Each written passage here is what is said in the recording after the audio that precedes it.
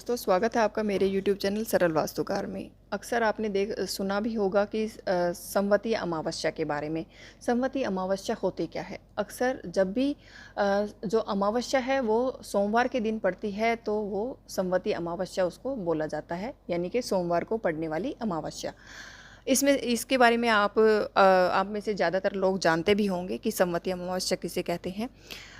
यदि आपको आपकी घर में किसी को भी यदि पितृदोष से आपकी कुंडली में बताया गया है, या आप पितृदोष से पीड़ित हैं, या आपको लगता है कि आपको पितृदोष से संबंधित परेशानी आ रही है, यानी कि हो सकता है कि बिना किसी बात के आपके काम नहीं बन पा रहे, या कुछ ऐसी प्रॉब्लम्स आपको फेस करनी पड़ रही हैं जो कि आप ये महसूस होता है आपको कि कोई प्रॉब्लम नहीं है, लेकिन उसके अलावा फिर भी पता नहीं क्यों हमारे काम नहीं बन पा रहे हैं, या कुछ ना कुछ ऐसा है कि हमारा पितृदोष का जो है वो प्रॉब्लम आपको फेस करनी पड़ रही है। तो इसके लिए आप किस प्रकार से उपाय कर सकते हैं? कौन से ऐसे आसान उपाय हैं जिनसे कि आप अपने पितृदोष का जो निवारण जो है वो आसानी से कर सकते हैं? तो यदि बात की जाए संवती अमावस्या की, वैसे तो आप किसी भी अमावस्या पे अपने पितरों से रिलेटेड अगर कोई भी आपको उपाय करना है तो वो किसी भी अमावस्या पे आप कर सकते हैं। लेकिन यदि संवती अमावस्या पे यदि कोई पितरों से संबंधित यदि उपाय किया जाता है तो उसके और भी अधिक अच्छे आपको परिणाम मिलते हैं। तो वो भी आप यदि संवती अमावस्या पे पितरों से रिलेटेड अगर कोई वो कर सकते हैं तो उसका आपको रिज़ल्ट ज़्यादा अच्छा मिलता है।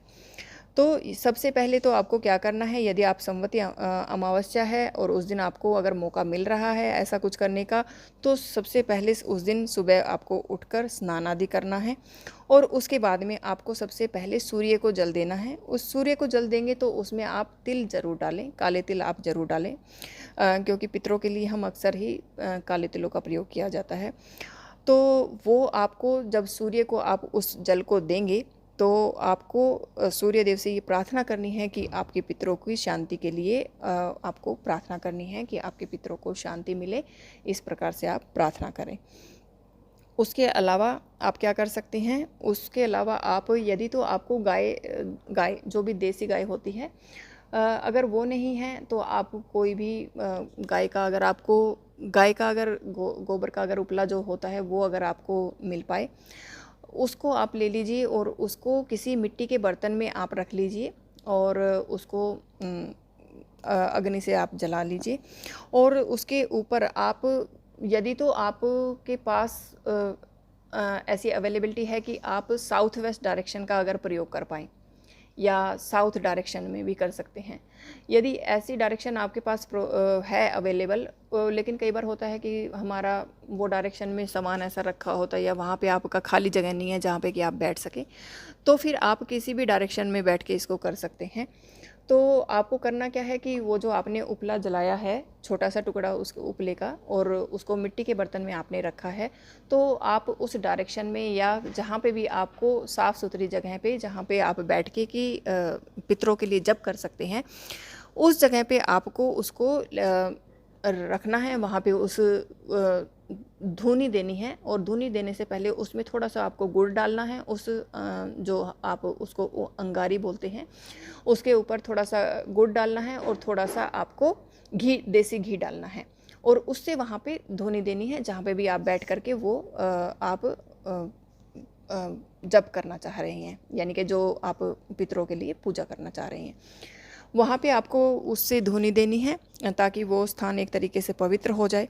और उसके बाद में आपको वहाँ पे ओम पित्राय नमः, ओम देवाभ्यो नमः, इस मंत्र का आपको 5 बार जप करना है, और फिर वहाँ पर ही आपको बैठ कर के पितृ पाठ करना है, जो कि मैं आपको अभी पिक्चर एक उसकी शेयर कर देती हूँ ताकि आप उसको आराम से कर पाएँ। उसका आपको वहाँ पे बैठ कर के जप करना है। यदि आप ऐसा संवती अमावस्या को करते हैं या किसी भी अमावस्या को यदि आप ऐसा करते हैं और लगातार अगर करते रहते हैं, तो उससे आप देखेंगे कि आपकी प्रॉब्लम जो है, चाहे पितृ रिलेटेड आपका दोष जो है, उसमें आपको देखेंगे कि वो पितृदोष आपका धीरे धीरे दूर हो जाएगा, आपको उसमें लाभ मिलना शुरू हो जाएगा। इसके अलावा भी आप कुछ उपाय कर सकते हैं।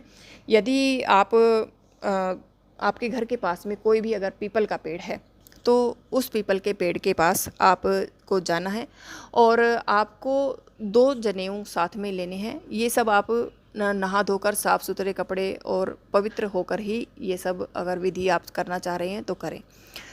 और उसके बाद में आपको एक जनेऊ चढ़ाना है पीपल के वृक्ष पर, और दूसरा उसी पीपल के वृक्ष पर भगवान विष्णु के नाम से चढ़ाना है कि आप भगवान विष्णु को अर्पित कर रहे हैं। और ये दोनों आप जब जनेऊ उनके ऊपर पीपल पे चढ़ाएंगे, उसके बाद में आपको पीपल देव से, पीपल के वृक्ष से और भगवान विष्णु से, दोनों से ही प्रार्थना करनी है। और वहाँ पर आपको फिर उस पीपल के वृक्ष की 108 परिक्रमा लगानी है, और साथ में आपको जो जप करना है वो करना है ओम भगवते विष्णु देवाय नमः।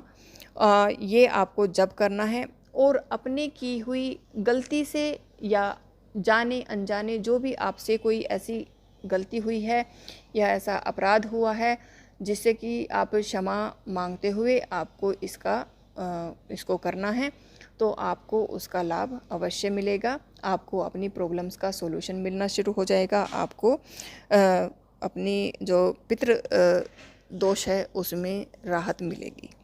ये आप कर सकते हैं। इसके अलावा आप यदि आपको आपके परिवार को कहीं पे भी पितृदोष से संबंधित प्रॉब्लम आ रही है, तो आप एक उपाय और भी कर सकते हैं। इसमें आपको करना क्या है कि अपने परिवार के सभी सदस्यों से आपको धन अर्जित करना है।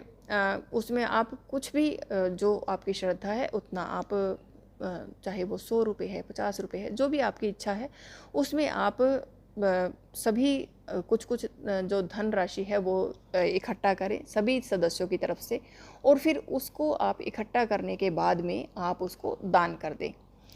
ये आपको करना है। और साथ में ही इसके साथ में आपको पीपल का पेड़ जो भी आपके आसपास है उसकी सेवा करनी है, उसकी देख रेख करनी है, साफ़ सफाई रखें उसके पास, वहाँ पे जल चढ़ाएं। तो ये सब करने से आप देखेंगे कि आपका जो पितृदोष से आपको परेशानी हो रही थी या पितृदोष से जो आप समस्याएं आपको आ रही थी, वो धीरे धीरे आपकी सॉल्व होनी शुरू हो जाएंगी। आपको इससे लाभ मिलेगा। ऐसा आप कर सकते हैं। यदि आप ये किसी भी संवती अमावस्या को करेंगे उसका आपको ज़्यादा फल मिलेगा। बाकी आप किसी भी अमावस्या को इस प्रकार से पूजा अर्चना, इस प्रकार से जब आप कर सकते हैं, ये सारे उपाय आप अपना सकते हैं, तो आपको रिलीफ ज़रूर मिलेगा।